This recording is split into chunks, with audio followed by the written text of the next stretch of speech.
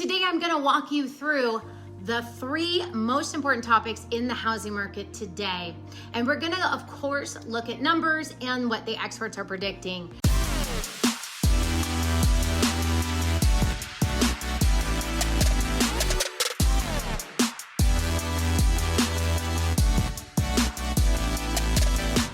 My name is Tristen Campanella, and I am a local San Diego realtor, and I make these videos for you guys to understand the housing market and what it's like to live here in San Diego.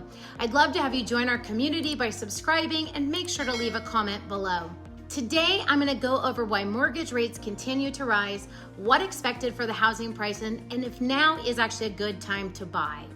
We're going to be going over why the mortgage rates keeps rising. So what is happening with home prices, and what is maybe the shining star of the housing market, which is the equity. There is a lot going on in the housing market. It's a very pivotal time for both buyers and sellers, and that's because there's so much economic uncertainty around us. And quite frankly, it is causing a ton of people to push pause on their plans. I want to start with a quote today that really helps frame things up.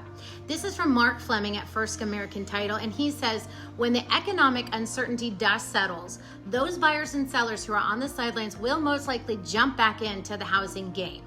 So demographic trends support elevated purchase demand in the years to come. So it's simply a question of when, not if, for the housing market. So if you're feeling pressure right now of a cooling or slowdown in the market in your local area and you want to stay in the know, consider subscribing into my newsletter. The link is below in the description. So let's start answering the question, will mortgage rates keep rising? You know, this is a big part of the fear and uncertainty that people have right now in the housing market. And the big question that a lot of people have is, why are the rates going up so rapidly, including me? Well, let's take a look at what's happening. Guys, this is a quote from Odetta Kushi from First American, and they say, the aim of the Fed tightening is to curtail demand in an effort to tame inflation. Mortgage rates are increasing because the Fed is trying to bring inflation down. They're trying to slow the economy, and it has been working in the housing market. This is all about inflation. So as inflation is high, mortgage rates tend to be high. And while you know, we've said it for a long time, inflation is the enemy of long-term interest rates. And that's exactly where we are today. So the Federal Reserve is making moves to lower the inflation. And until that inflation is down, we're going to see high mortgage rates. Now, what does this have to do with everything? This has an impact on the housing market, which is very intentional by the Federal Reserve right now. Builders have cut back in production in response to the rapidly declining affordability. And we know this is easing off on demand. And annual house price growth has slowed from the peak of nearly 21% of March in this year to 16% in July. So we are seeing things cooling down in the housing market as a result of rising rates. That is the reality that buyers and sellers are facing right now. And this has been the trend more rapidly over the past few weeks. So you know what everyone also wants to know is what's ahead. What are the experts saying? What are the housing predictions? So let me break this down for you as well. When even 2 months ago, rates above 7% may have seemed unthinkable at the current pace, we can now expect rates to surpass that level in the next 3 months. The quote here is from George at Realtor.com. And really what he's saying is that even a couple of months ago, experts were projecting that mortgage rates would rise, but we weren't even talking about 7%. So as you know, we're starting to see that tick upward. We've been saying for a long time now, we have to watch inflation to see where mortgage rates are headed.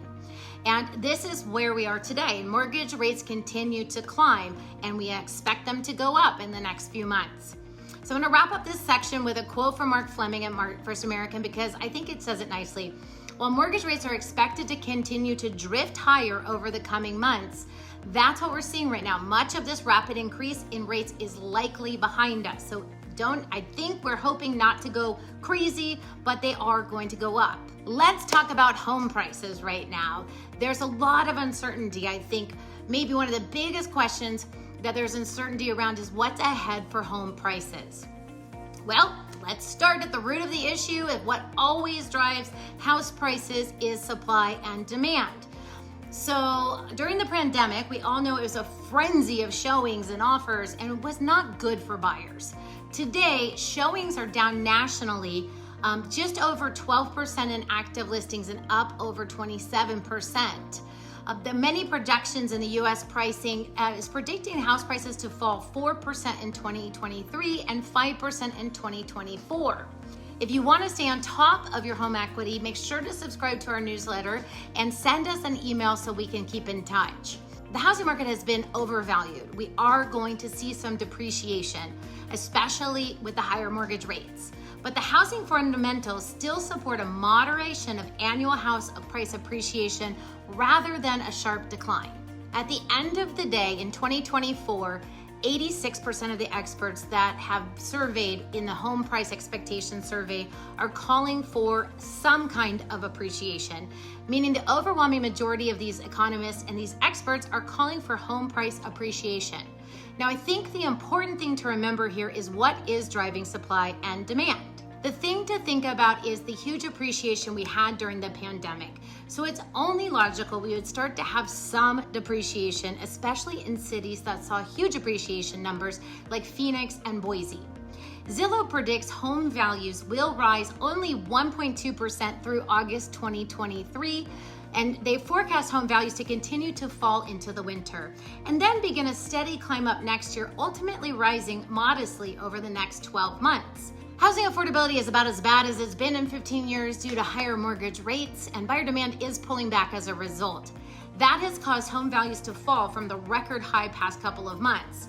The buyers in the market will have a less stressful experience than they've had over the past couple of years, with more time to consider their options and less chance of a bidding war. So this brings me in to the much needed rebalancing into a healthier market with a more sustainable pace of growth.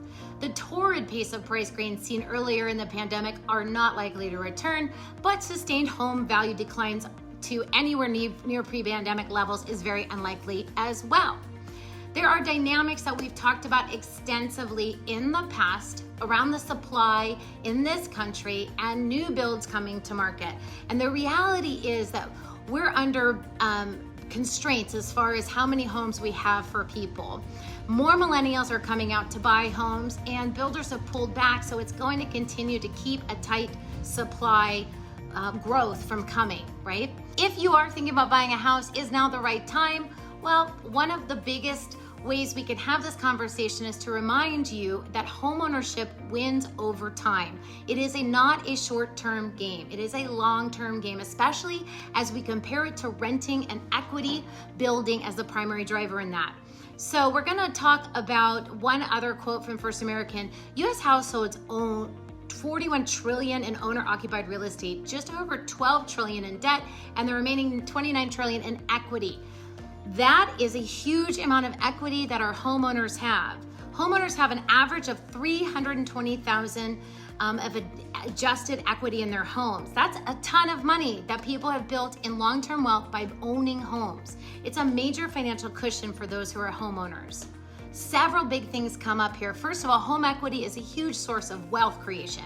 You know, the net worth of homeowners is 40 times greater than that of a renter. So when you start to compare homeownership to renting, it's a huge differentiator for people's long-term wealth gain.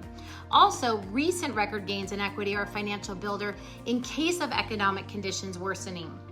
You know, we're not set up for a wave of foreclosures by any means, but what we also know is that for anyone who might be in a challenging situation, they have a lot of equity in their homes that is a financial buffer and can help them sell their home versus going through a foreclosure process. The third thing, equity is a fuel for housing demand. It is what's keeping people in the housing market. It's keeping that demand high. And we talked about this earlier. When the economic uncertainty dust settles, equity is the driver that can help people fuel a move, relocate, finance college, whatever you guys need to do when things have changed in your personal lives. So as we look at everything that's happening in the housing market right now, we look at rising mortgage rates, we look at home prices. It's really important to wrap it all up in a bow with the long-term benefits of home ownership, because we can surely prove out that home ownership has value over time. It's non-financial and it is truly changing lives.